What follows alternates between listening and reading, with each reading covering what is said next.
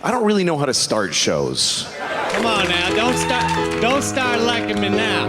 So yeah, I'm funny compared to, well, you'll see later. I stand for mayhem! I know a lot of fucking idiots that think a lot of shit is mean-spirited just because it goes against what they believe. But the relief of comedy is it takes things that aren't funny and it allows us to laugh about them for an hour. We got a purple suit to buy and a gigantic coffin. Why are you laughing? Evening, everybody. Welcome to another edition of Why You Laughing? Not today from the Vaulted Podcast Studios. It's just me with a special guest, Katie Hannigan. And today I'm pleased to introduce you to women in general. We're going to talk women in comedy throughout time because I'm very sexist and I forced Katie to do that. I figured if we have a female guest on, that's what we have to talk about is broads. Well, it is Women's Month. So that's true. I didn't think. Well, I'm taking a stand as a man and putting this out after Women's Month. Oh, okay, very good. Yes, Women's Year. That's what I like to say. Well, the only thing I talk about is myself, and I'm a woman, so I'm a little bit addicted to it. No, I respect that. No, I was actually happy you suggested that because the only kind of female-oriented episode we've done so far is Mitzi Shore. Okay. And I kind of want to have a more general talk about women in comedy, but I didn't want to go to you as a woman and be like, you probably want to talk about ladies, right? That's a thing. Yes. Well, I have many favorite comedians, not all of whom are women. Okay. But I was thinking this might be fun, I'm a bit of a fan of comedy history, just in terms of how the perspective has changed and what people think is funny has changed over, the last 100 years or so, since it's kind of evolved into a real art form. Right.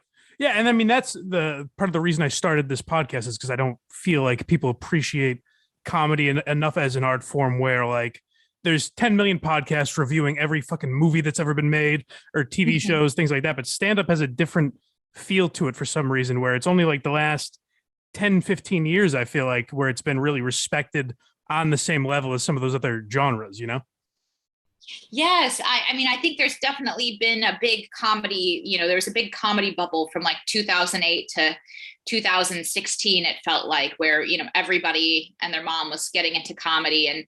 And now things have kind of moved in a different direction where now it's kind of like the TikTok bubble and things are moving decidedly away from stand-up and into, the metaverse, I guess, where people who think that they're funny now, instead of saying, oh, my friends think I'm funny, I'm going to try stand up. Now they're like, oh, my friends think I'm funny, I'm going to try to get a diaper sponsorship on TikTok or whatever. Right.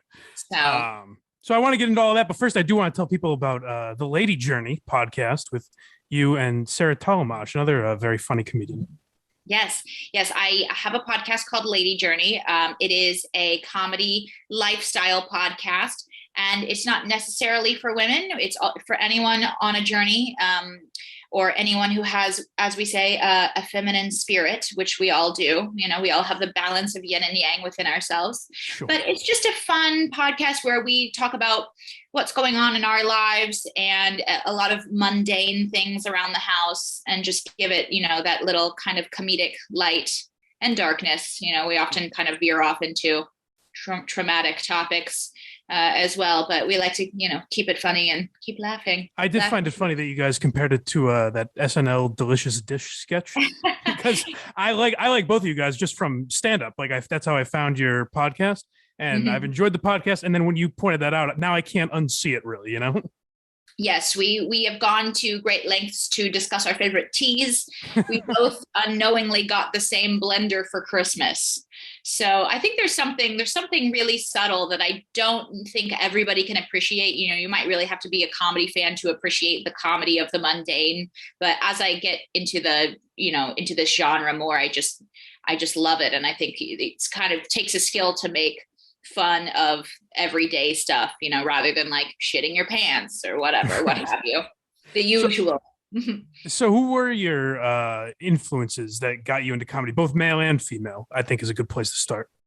Well, I always enjoyed comedy when I was younger. I would watch it on Comedy Central on reruns during the summertime when I was a kid, when I was about 11, 12. So I would be watching a lot of SNL reruns, and then I would watch, Lounge Lizards, Premium Blend, Comedy Central Half Hour, and just, have a good solid 5 hours in front of the TV every day, being an indoor child as I was. Right. So the Saturday Night Live influence I remember I really adored Sherry O'Terry and Chris Kattan at the time. I thought they were just really, they were kind of huge and hilarious. But the stand-up comedians that I really loved Dave Attell. I remember seeing a few of his sets and just finding his cadence. He has a really funny comedic timing. His cadence is really funny. And Paula Poundstone was huge. Okay. Paula Poundstone was huge for me. And she's somebody who I don't even really, love now necessarily, but I remember just being obsessed with her and trying, in the 90s, you try to get your hands on other stuff. It's like, what recourse do you have? You can't Google anything, just being on TV, hoping to find more Paula Poundstone stuff. Margaret Cho. I prefer Paula Poundstone's offstage work mostly, but I'm kind of surprised by that just because I feel like we're kind of around the same age and I don't know much about Paula Poundstone. I feel like I haven't seen much of her stand-up. Yeah, her stand-up, I remember there was a few bits. I've been meaning to kind of get back into it and see if I can kind of dig up some stuff and compare what I used to love to what I think of it now. But I remember there were a few bits of her, like she had cats, her cats were very bad and she would spray them, kind of just like that mundane stuff around the house. She had an airplane bit about the pilot only giving the special sights to the people on the left of the plane. Okay. That was kind of one of her bits. And I just adored her. I thought she was so hysterical. And then Eddie Izzard was another one I loved. And then as I grew older, I found Tom Green to be so hilarious. I mean, he was one of my number one comedy idols. But I actually didn't get into stand-up because I loved stand-up. I was in New York and I was doing performance. Came here as an actor. I was doing experimental theater. And then I had tried improv and I was just kind of looking around, trying some different mediums to see kind of what I wanted to do next. So it was really more of finding it as a performer than as a fan. Do you feel that's kind of how, well, let me ask you this. As when you were growing up as a fan of stand-up, did you feel like there were a lot of girls that you could relate to in that? Because I feel like for whatever reason, and this is kind of part of the thing I wanted to talk to you about, is it seems like stand-up is a guy's thing for some reason. And even, I guess it's more of a niche thing in general, because I didn't have a lot of friends that I talked to about stand-up that I liked when I was a kid as a guy. But as a girl, it seems like even less of an audience there. For whatever reason, I don't know why that is.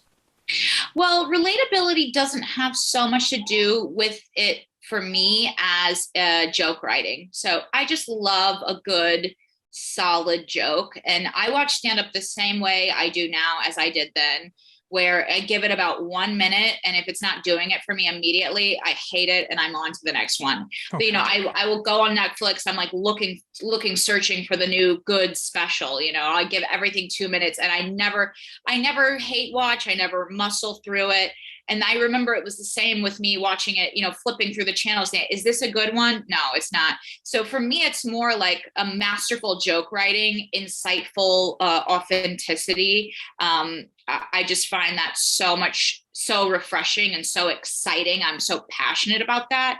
And a lot of times, I think stand-up is tricky where it's really hard to hit that mark. So I think a lot of people who are women or men, necessarily don't hit it. And the women comedians that I like are women comedians who have good command of joke structure and comedy fundamentals. So that's what I'm passionate about with stand-up.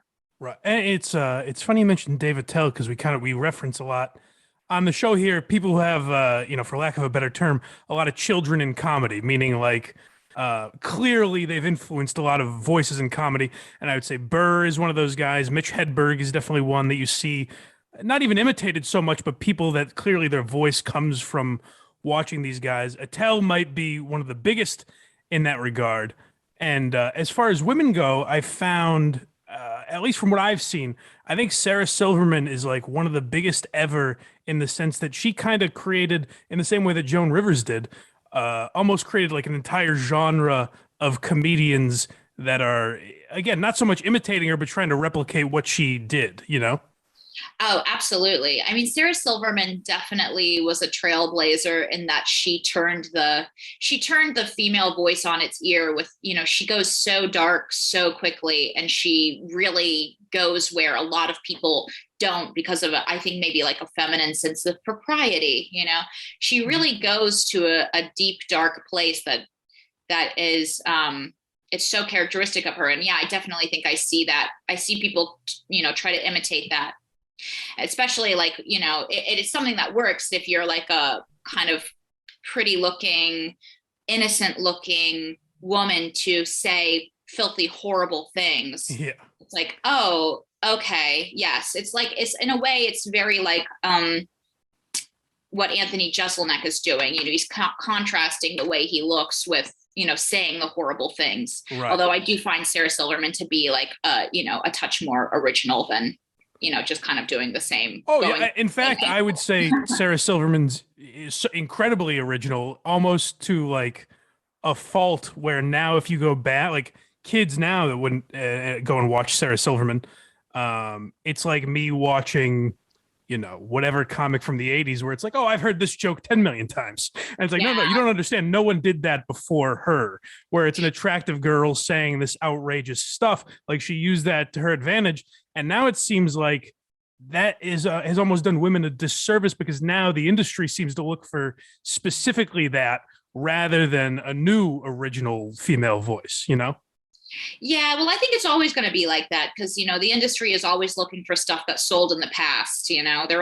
They're kind of the capitalist monsters of this art form where it's like, well, we want you to fit into the type that sells. And it's like, okay, I get it. But I think it's like that with every art form that has like money involved, where it's like, it's like with the Netflix. It's like they only want to give you a show if you have something that's sold before. So do you think that's starting to go away a little bit though? Just like I've seen this week, I saw Ryan Long put out a special that seems to be doing very well. Akash Singh a couple weeks ago. And then over the last year, Shane Gillis, Sam Morrill, Joe List, Mark Norman, these guys have put out their own specials that have gotten enormous. Do you think that's starting to change the way people go about doing things where, maybe when you're making a special, you don't even think about Netflix. You're like, I might as well put it out myself. Well, I think the difference is all those people that you mentioned have huge social media followings. So, that's great that they have that. And, that now is also something that it's like, you need to maybe like put yourself in a certain box that you can have your tribe, so to speak, that you can connect to those people. So it's like, I think somebody who is highly original may have a hard time even doing that because they're not representing what somebody, like they're not representing that type of person that these people want to get on board and like champion because you're maybe too unique for them to even wrap your mind around. Right. Because I don't know. I think it's tricky with the social media is, having a following is definitely better than being beholden to the industry and only moving forward when they say, Sure. it's definitely better, but I don't think it's necessarily and best. It's very weird because I've heard Ari. I think when Sarah Tolmash was on with Ari Shafir, I heard them talking about like we got into this industry for stand-ups and now we have to be broadcasters. Like we also have to do a podcast when it's like this isn't what we're doing now. Stand-up, you have to have social media presence. You have to be a podcaster. You have to do 6 different things. Where it's like it's very hard, and I can't even think of an example of someone who's doing it right now where all they do is stand up and that's it.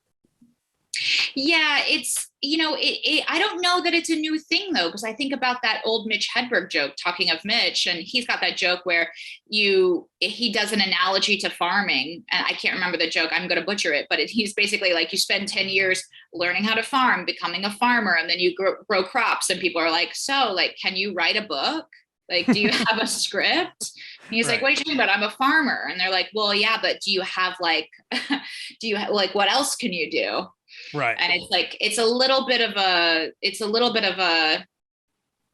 bad problem, I think, because like, in order to really be good at something, you really need to focus on it, but there just isn't necessarily that luxury now with stand-up. Exactly. And there's no, it seems like I've gotten on TikTok just because I figured, I have to for the podcast or whatever, just to throw clips up. and I don't understand what, like, I see some videos with 40 million views and mine have like 9. And I'm like, I feel like I'm doing all the hashtags right. I don't know what to do here. Yeah, that's why I think the social media thing is, it's good for some people that it allows them to become independent of the industry, but there are also a lot of flaws within it. Like I think on TikTok, like the people that started doing it the second that it came out were the people that really became successful from it, so it's not necessarily like, oh, here is an objective place for you to get your stuff seen by other people. It's like, now this is just a different arbitrary system that we have to the arbitrary system of like the industry, Yeah. And actually that's a good point you make, because one of the things I noticed, so if you go back, they said like one of the very early famous women in comedy was someone by the name of Fanny Bryce, who started as a burlesque dancer. And I noticed, because in other episodes we've talked about like Rodney Dangerfield and Jackie Gleason. I think like Rodney started as like a singing waiter and shit like that, where you're right. It is, as much as I might complain about it now, it is back then, like no one really knew what to do to get into entertainment then either, where it's like you sang, you danced, you did whatever the fuck you could to make a name for yourself. So I guess it's just shifted into, TikTok or whatever now. Yeah. And I think it's interesting. TikTok is really interesting in terms of like the evolution of, social media. It's like now gotten to this point where it's like, instead of like watching TV, like we're like Quibi, Quibi completely bombed because it's like, who wants to watch TV when you could be TV? It's like we're catering to like this deeply American narcissism that we all have, that we all want to be like superstars, and it's like, oh, I don't think that's actually good for the people that really want to put time and energy into developing a creative talent. If now I'm competing with like a lady who shows her dog's butt, Yeah. What do you think, just while we're on social media, I'll get back to women in a second, but while we're talking about the social media stuff, what do you think of people kind of that becoming the way that stand-up is going, where you have to put some sort of material on Instagram and TikTok? Because now I've heard a lot of conversation from people, like I've heard guys like Nate Bargatze talking about this, where you're not supposed to do that. Even like putting crowd work where that doesn't burn your material. Now you're almost encouraging the audience to go out and yell something dumb during the show to be like, oh, I'm helping. Like, do you think there's an element of putting out that much content kind of ruining the art of stand-up itself? I don't know that it's ruining it. I think I view hurting it, as, I should say. Yeah, I think I have to view it for my own sanity as an evolution, and it's like what evolves survives. And I want to evolve myself in a way that's authentic, that I can, be putting up stuff, not necessarily throwing shit at the wall, throwing clips up, burning content, throwing out like tweets just so I can like keep my head above water. But I want to evolve in a way that's authentic to me as an artist, that can also, maintain. I don't want to be somebody who's like, oh, I never put anything online, because then it's like you're extinct. You're kind of, it's like the dinosaur. Right. So that's how I feel about it. But I also I started comedy in 2010. When I started comedy, it was like, you never, even if you're in a sketch, you don't ever post that on YouTube, because it's going to be on there forever. And then it's going to be out there. And then people are going to look back and they're going to see like, ooh, the production quality is bad. And you don't ever want people to see that. You don't ever post your material, because that's once you post it, people can steal it. They're not going to come to your show. But now it is almost completely a 180, where it's like, you have to post your material even to get people to come to the show. So it's been hard for me to just totally change my mindset, where I was like, when TikTok came out, I'm like, oh, that's like for amateur people. And now I'm like, oh my God, I have to do TikTok. Yeah. So I'm trying to view it in a way that's like, everything is always changing. And it's not like a loss to me. It's just what's happening. I'm going with the flow, but that is hard for me, because I come from a live performance background. That's basically all I ever did, theater and stand up. And I've done like a little TV acting or whatever here and there, which I don't even really count that. But like live performance, something like TikTok for live performance is totally counterintuitive and strange to me. Right. So I feel instinctually that I want to reject it. Well, you bring up live performance, and it's funny looking back at like the history of women, where like in the early days of stand-up, you did have guys like Lenny Bruce and Mort Saul who were just like talking and giving, Woody Allen, who were just giving their opinions and kind of naturally talking, whereas women were only allowed to do stand-up in the early days if they were essentially like characters. Like either they had to be very attractive, and that was kind of the joke, or like Phyllis Diller and Moms Mabley were two of the early ones where the entire joke was that they're not attractive and they're miserable housewives. And so it's interesting to look back and see like we would allow women on stage if they were these specific characters that like we were comfortable with. Yeah, I know. It's interesting. It's interesting to think about the social context of people like Phyllis Diller and Moms Mabley. I mean, Phyllis Diller was definitely doing like the caricature of the housewife, and she had some good, enjoyable joke structure there. But I guess it just shows like what the wider context of society was.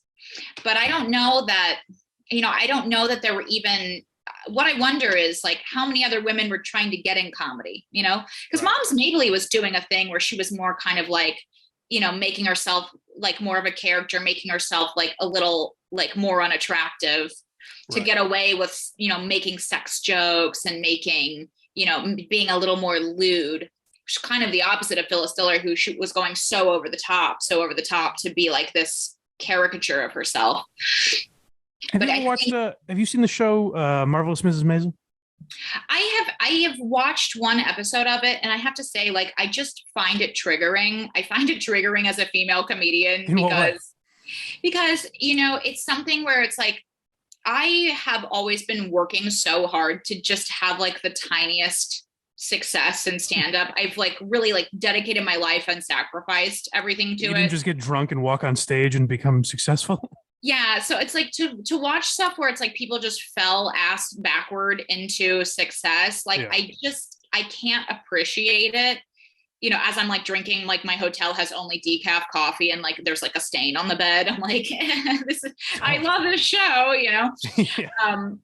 So that's been a little triggering for me. Although I know people that work on the show, and I have like really been trying to gear myself up and like, let's watch it and just enjoy it for what it is. And it doesn't need to be like internalized as a reflection on my success. Right. No, I do like it as a show. Like I said, if you take it for what it is, I do enjoy it. But it is funny. The reason I brought it up is because it's kind of funny to take that 1950s, 60s setting where like the only thing really allowed on stage was, that kind of browbeaten housewife, and turn basically a superhero character is what Mrs. Maisel is, where it's like the character is very funny and they actually write, which is rare in film or TV, that they write like decent jokes for a stand-up.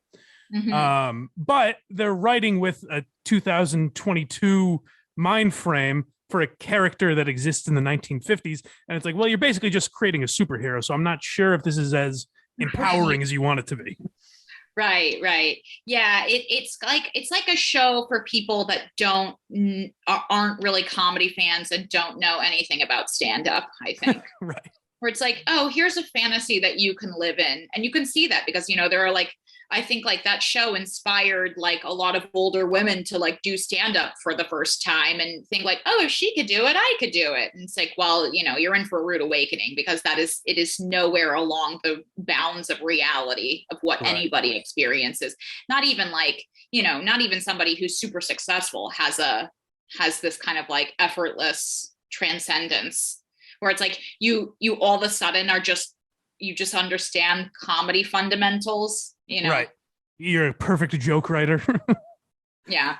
But how do you feel about in general? Like, you do see that more with people who already have a name. Like, the couple that come to mind would be like, I remember Stormy Daniels, I think, was playing like comedy clubs and stuff like that. Oh yeah, I did. How do you feel about that? Are you of the mindset that like, hey, if they're selling tickets, they deserve a spot, or do you think that's kind of disruptive to comedy?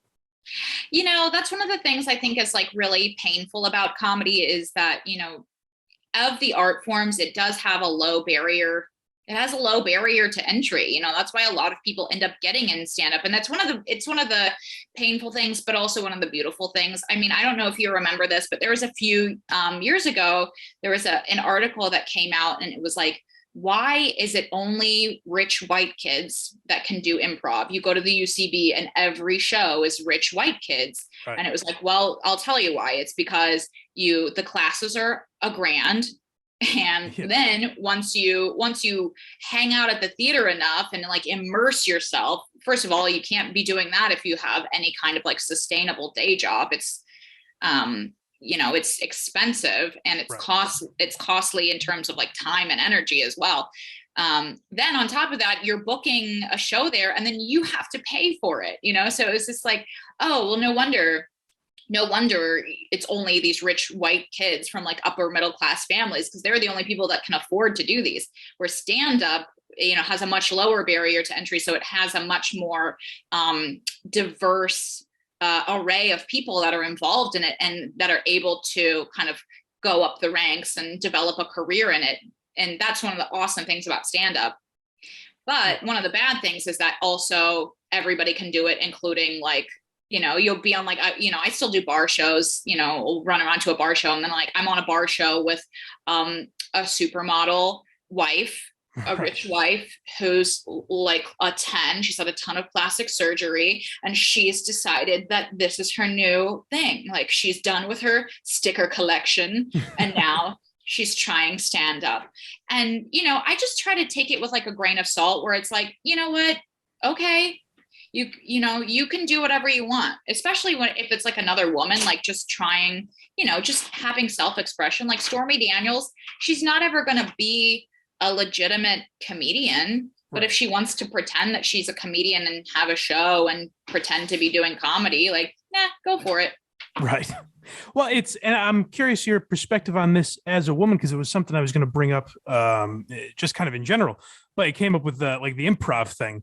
And, that I think that's a perfect point. And that's a big reason why like people have looked at like SNL over the years, before the last, 4 or 5 years, and said like talked about diversity in the cast and things like that.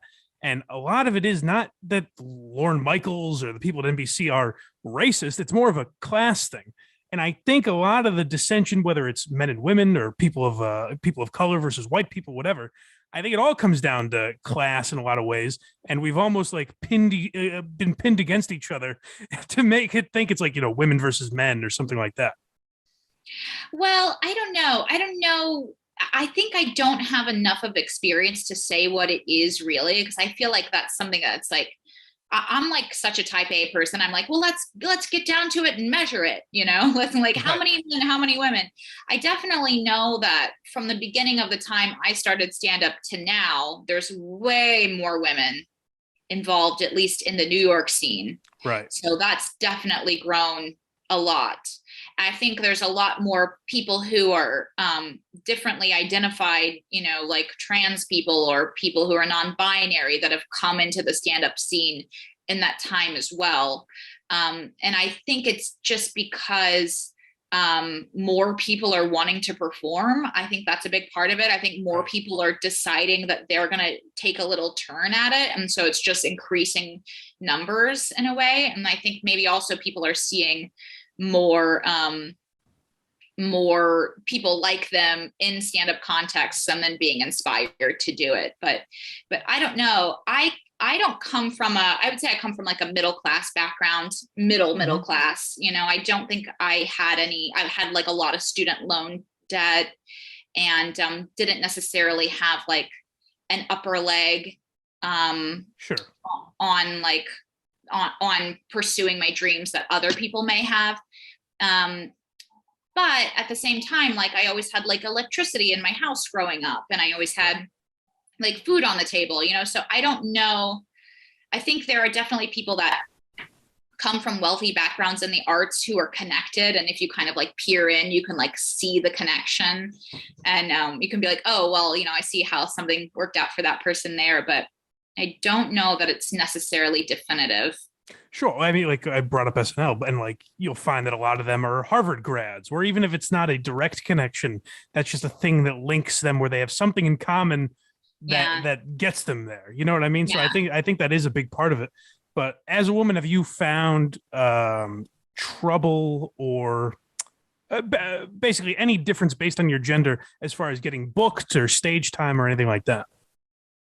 I mean, yeah, I've definitely found differences. It's hard to say though, because it's so subjective. Like on one show, maybe I am booked because there's less female comedians at my level that are working in New York and they needed to have a woman on the lineup. And I happen to be booked there, to help them out.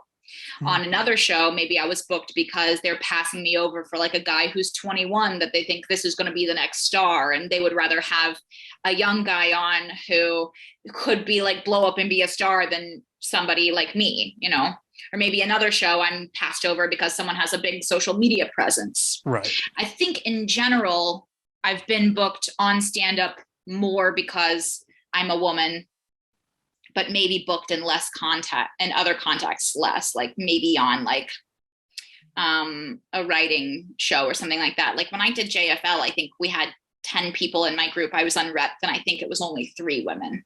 So I don't know it's hard to say because what I always wonder in situations like that is it only 3 women because they didn't want more than 3 women or because fewer women were interested in getting into stand-up in general, Right. Does it reflect the ratio? Which right. It may. It right. Totally may. We talked about in the Mitzi Shore episode that the belly room at the Comedy Store was it's called that because it was originally for belly dancing, and then Mitzi Shore turned it into, for a time, specifically a room for women to perform. And then now to this day you see shows specifically geared towards women or people of color or non-binary people, whatever these kind of identity specific shows.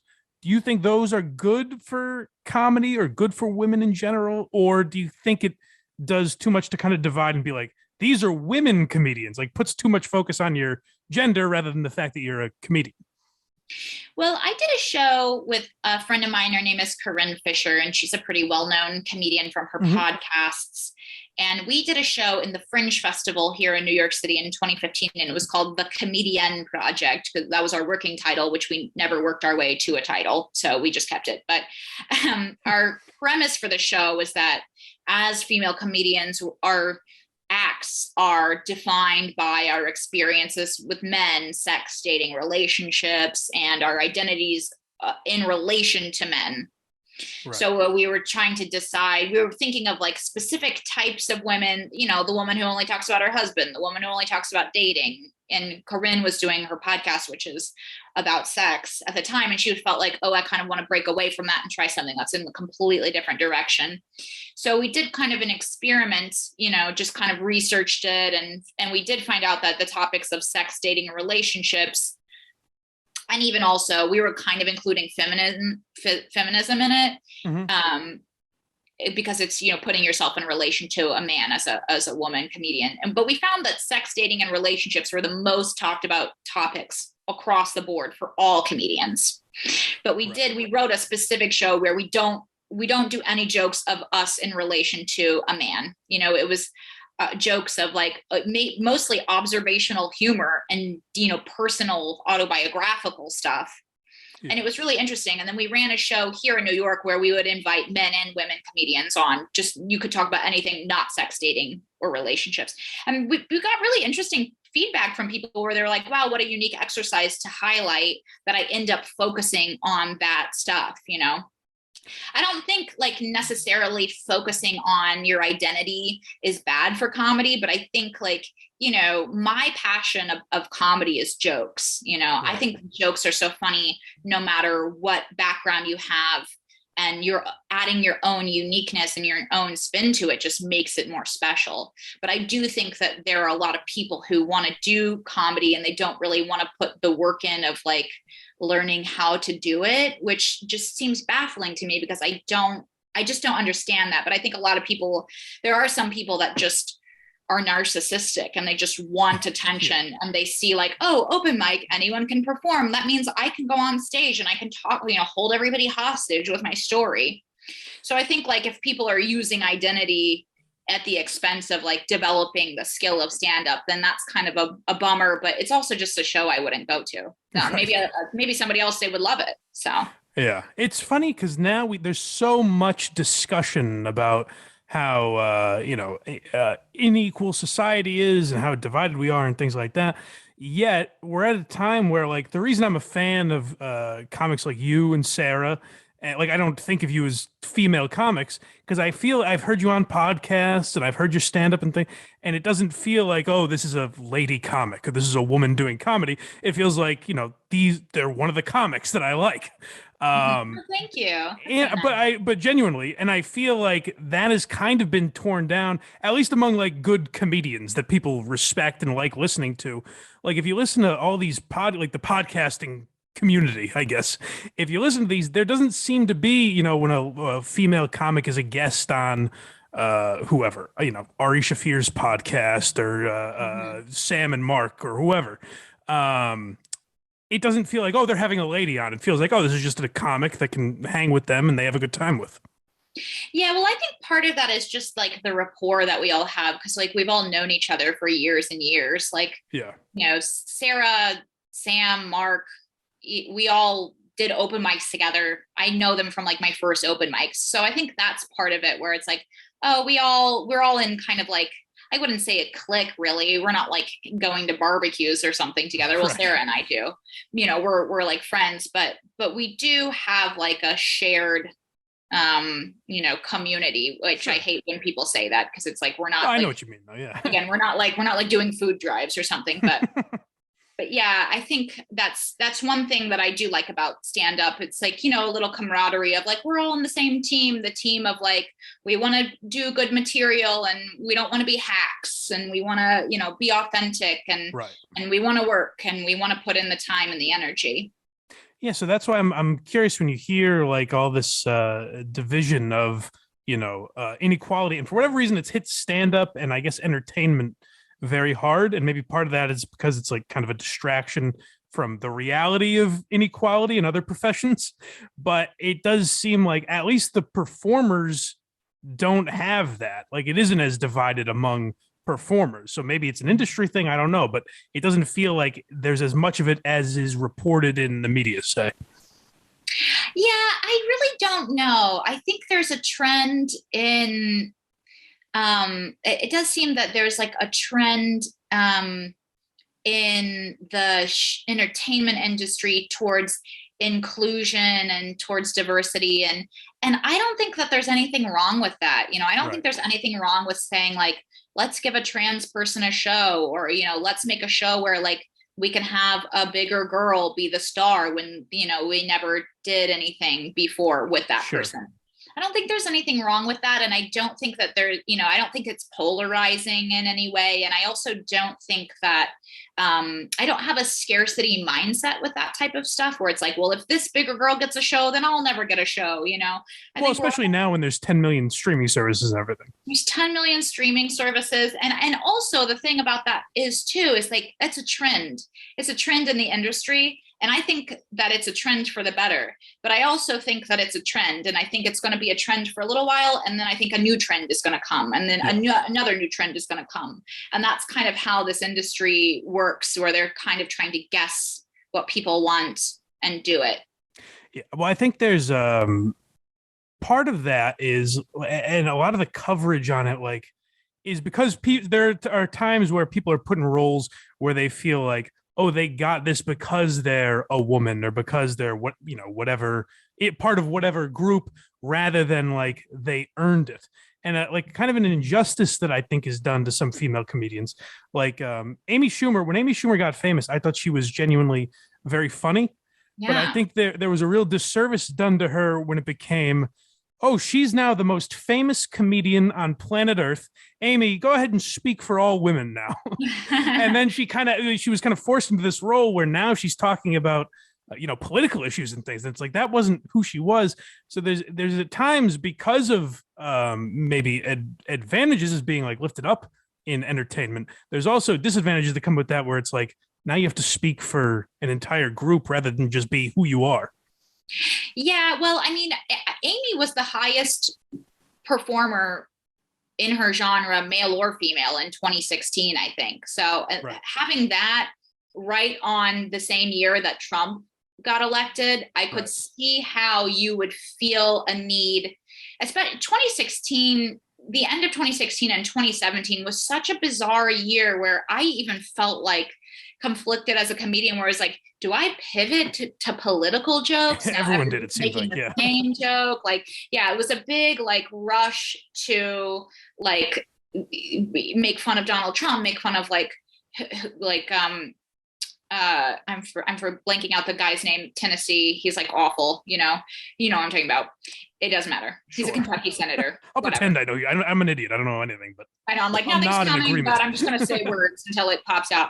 But so I think there was like a pressure on her where it's like a lot of people who get that type of fame where it's like, well, am I going to use this fame for good? Like I have a potential to do, I have a potential to help people. And I like to think that, not necessarily that I would start being like super political, but that if I did get a lot of money and a lot of fame, I would use it to help other women or, to help people who have like had a harder struggle than me.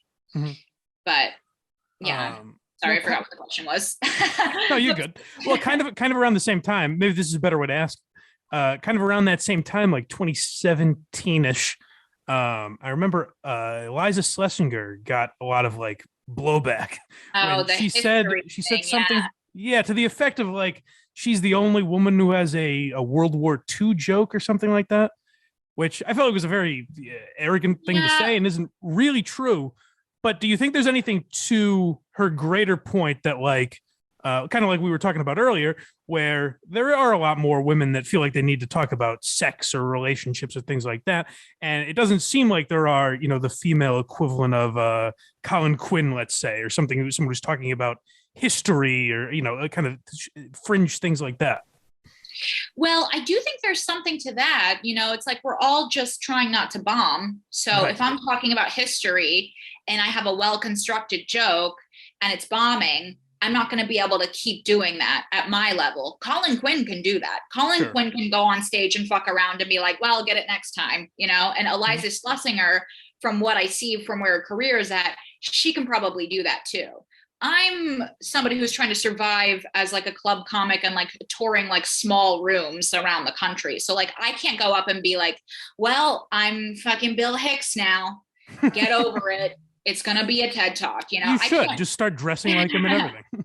But I also don't want to do that. I also don't want to do that. I want to be an entertainer and I want people to have a great time. And I do have jokes that are about history and I have kind of a range, but I think Eliza Schlossinger was totally out of line. And, she doesn't have a good reputation as supporting women comedians. When that whole thing came out, when that whole thing came out, I remember hearing from other women comics that like, how could she see any women doing jokes about history when she leaves the second her set is done and she gets there and goes on stage immediately? Okay. She doesn't book female openers. Yeah. So you're not exposing yourself to any other women comedians who may have a different point of view than you. And then you're being critical, so it's like, she's somebody who it's like, well, if you had actually a concept of what is going on in comedy, and if you were actually helping women, which not necessarily that you have to, but you probably wouldn't have that perspective of being so much better than everybody else. Yeah. It's so funny you say that because I didn't know that about her specifically, but there is a tint of like, maybe she has a point there somewhere, but when you throw yourself in, I'm like, I'm the only one who's great at this. It's like, oh, well, that's a little shitty. Well, if you watch her sets, if you watch like her specials, like she has a lot of jokes where she's like really making fun of women in a way that's like, she's kind of casting herself in a bad light where it's like she's out with her friends and she's making fun of like how we're all dumb bitches. It's like you have those jokes too, and you're clearly surviving off of those jokes. Yeah, I think she made a romantic comedy that was basically just like every other romantic comedy, if I'm not mistaken. Yeah, but you know what? The thing is too, like if she wasn't famous, it's like comedians also talk shit. We're like all psycho and narcissist. You know, it's like, Yeah. he wasn't famous. Like, I'm sure I've said stuff that's completely out of pocket, you know, especially like in the back of the room, like talking shit about like somebody, and then like to have it be like put on like page 6. It's like, well, whoopsie. We all say stuff like that, you know? I mean, I actually don't. I actually am not like that self-confident, but yeah, no, I put myself down. I'm on the opposite spectrum. yeah. You also date a very funny comedian, Mike Vecchione. Yes, who just came in here. He tried to sneak in here a second ago. Son of a bitch. Yeah. Is there any weirdness with dating a comedian, whether it's industry wise or just between the two of you as far as performers? No, there's no weirdness. It's a good relationship for me because he just is really understanding of what I'm going through.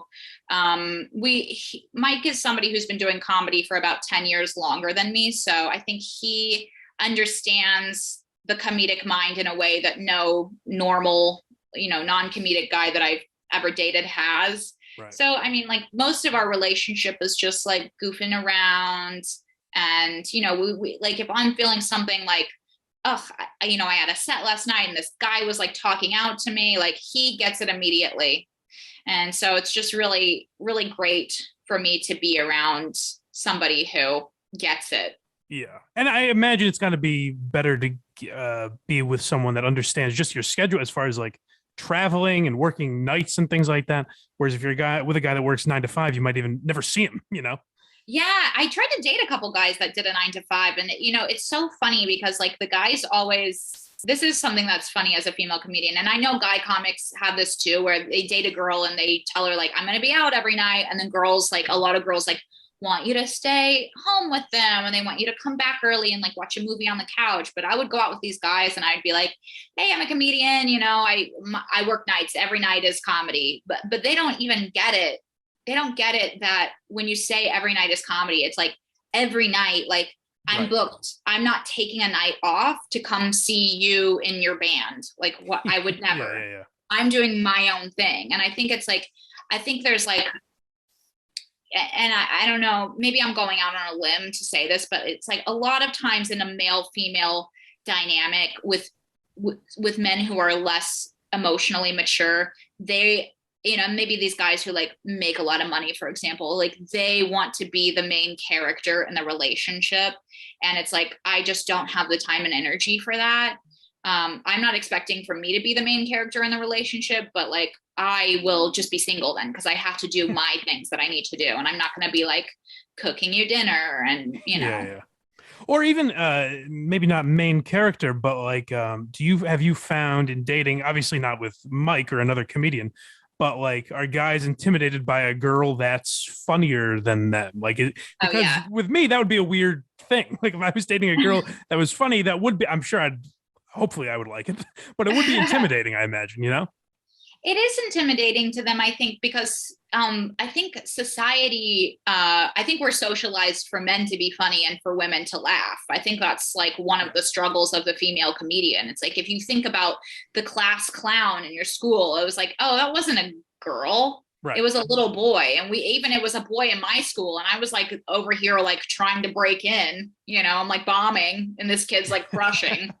Yeah. And so I think like a lot of guys that I have gone on dates with have felt an immediate pressure for them to be funny. And it's like, well, I'm not on. I'm trying to find out if you're like going to kill me in my sleep. I'm like doing something totally different, you know? So, and I don't like there's a type of way that people try to be funny. And I know it comes from a place of insecurity and women do this too, but they do it in a little bit of a different way. But guys who are insecure about, you know, they're trying to be funny, but they're a little maybe self-conscious, they're confrontational. Right. And I don't ever deal with that. I find it so off-putting, but like, I don't deal with being teased. I'm not being nagged. Like I'll just leave. I'll leave. Yeah. You know, it's like, I'm not going to be like, oh, nice shoes. I'm like, bye. I'm not entering some kind of emotional abuse right now. I think that's a big thing with comedians, because I think kind of what creates comedians is a, you know, sort of a, not, I don't know if this is the case with you, but sort of like a self hatred almost, or a weirdness, like an awkwardness, an uncomfortableness when you were a kid. Yet a sense of humor comes off as confidence. So I think a lot of people misjudge humor for like, oh, this person's cocky or confident or something like that. That just doesn't necessarily exist in most comedians. Yeah. Well, also, I've talked with a lot of my friends who are comics about this, but also like comedians are around people so much more than like the average person. It's like our days are like, we're doing podcasts, we're having a conversation with a stranger that you've never met before, but we're like putting them at ease. After the show, we're chatting. Before the show, we're chatting. It's like, we're having so much more social interaction than like the median person. So it's like, we're feeling awkward actually, but we're just like doing what we usually do. And we seem confident, even though like most comedians are like deeply introverted. And we're like, oh my God, did I just bomb on this podcast? I don't know what I said about Eliza Schlossinger. Is she going to come after me? Like, you know, it's like, we're just spiraling internally, but we just seem like, oh, we're just like having a conversation. This is fine. But meanwhile, like we're barely keeping it together. Yeah, the title will be Katie Hannigan roasts Eliza Schlesinger. Please, you know, any press is good press. So I would love it if she would pick it up. She would actually help me. She would help a woman. So she probably will never see it. I like that. Actually, I meant to mention to you at the beginning of the show, as I was looking things up just in general about women in comedy, at the start of comedy, what was defined as a woman's sense of humor was her ability to laugh at a man's jokes. That's genuinely how they found a funny woman, was someone who like can laugh at a guy's jokes back in the day. So we've come a long way, I feel like. Yeah, we have, but you know, I don't even know necessarily that it's like we've totally eclipsed it. Cause I remember like when I was younger, even like thinking like when I was younger, I was really shy. So, and I had like a lot of guy friends for some reason. And I remember thinking like, I'm hanging with the guys, you know, that like sense of like, I'm kind of validated because I have like, you know, male friendship and male attention. And it's like, I think we've definitely, you know, come away from it consciously as a society, but unconsciously, I think it's still there of being like, oh, they get me. And I feel like that too, even as a comedian. And it's something, you know, one of the reasons I started the Lady Journey podcast with Sarah was because I was like, I want to really make a clean break away from the audiences that I have been basically catering to with my comedy, which was like comedy fans. Sure. You know, a lot of people who are the fans of every Dan, other podcast. Yeah. Dan, Mike, Mark, Joe, all these guys. And I realized like, oh, you know, I did Skankfest, which was great. And I love Skankfest and I love everybody. I love all those guys. I love everybody there, except for the people that, you know, except for the psycho people, who will not be named. But I realized I'm like, oh, you know, I had great shows there. The crowds were supportive. But I realized I'm like going through my set, I'm like writing a line through every joke that's addressed to women because I'm going out and like the entire crowd is dudes. I'm like, my show isn't for you. My show isn't for you. So that's one of the reasons that we decided to do the podcast, where it's like, I just don't really, I'm making comedy that men can enjoy if they want to, but I'm done kind of like catering to this certain type of person that isn't really as much of my fan as they are of my boyfriend or, you know, whoever else. No, I think that's a good thing. But I will say I've been to multiple Skankfests, and I think that's one of the better comedy audiences, because whereas it is all, you know, chubby bearded men that look like me, I think they are pretty accepting. I haven't seen as much, you know, there'll be articles written about like Legion of Skanks or whatever that are like this Nazi racist podcast. Whereas when you meet these people, it's like they couldn't be nicer, they couldn't be sweeter, and they're shy and timid. Like it's not what is necessarily portrayed by like the name Skankfest or something like that. Yeah, well, I didn't connect with anybody too personally, and honestly, I have never listened to the podcast. I know that's crazy to say, but I've just never listened to it. Sure. But yeah, the shows were good. I will say that the shows were good. However, I guess the distinction for me is coming from like, these people are not following me. You know, they're not going to my show at Skankfest and then following me on Twitter or like following me on Instagram or like joining my Patreon. You know, I think they're joining some other people's, or they're already on some other people's. So I think like for me, I just wanted to say like, okay, I'm breaking away from these people. If you're not going to support me as an artist, then I'm kind of going to go. I will say though, that's how I found, like, I found you, I believe through Mike Vecchione, or possibly I saw you on a podcast. I'm not sure which came first. But that is how I found you and just became like a genuine fan of yours and Sarah's and people like that as well.